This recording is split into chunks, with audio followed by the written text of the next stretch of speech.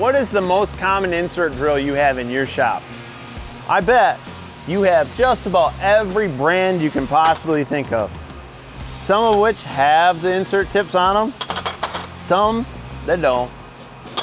And then you have some that look like Kevin took that drill insert one too many parts past its life and then simply put it back in the shared drawer for someone else to get as a treat later on. Get ready for a surprise! Now, seeing this over and over again, there is one brand that we saw not needing to be redefibrillated, and that was the Ingersoll Gold Twist drill.